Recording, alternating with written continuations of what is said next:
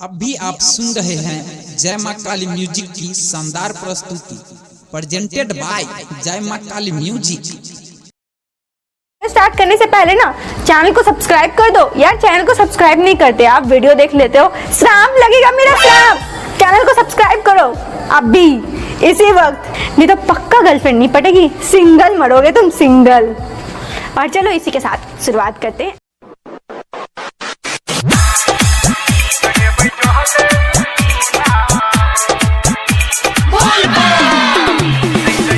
बादल राज, DJ बादल राज,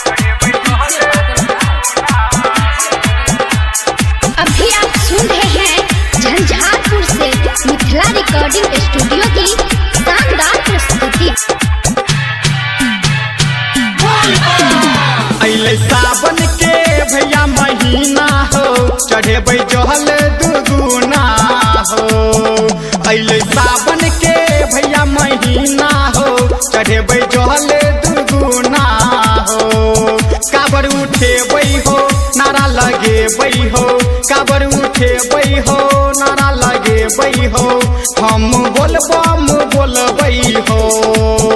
अइले सावन के भैया महीना हो, चढ़ेबै जहल दुगुना हो। अइले सावन के भैया महीना हो, चढ़ेबै जहल दुगुना हो। काबर उठेबै हो, नारा लगेबै हो, काबर उठेबै हो, नारा लगेबै हो।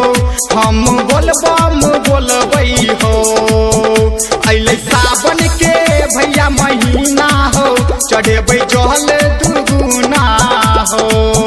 अइले सावन के भैया महीना हो, चढ़ेबै जहल दुगुना हो।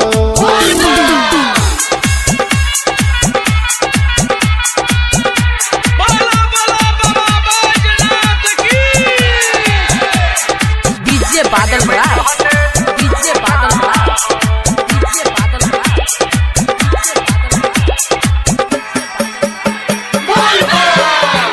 सुल्तानगंज में जलवा हमहू भरबै हो। सुल्तानगंज में जलवा हमहू भरबै हो।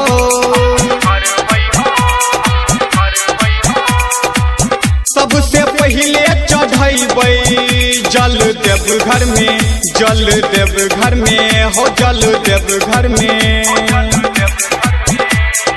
हो। बाबा मन में जे आशा विश्वास छै ओइके पूरा करहा हो।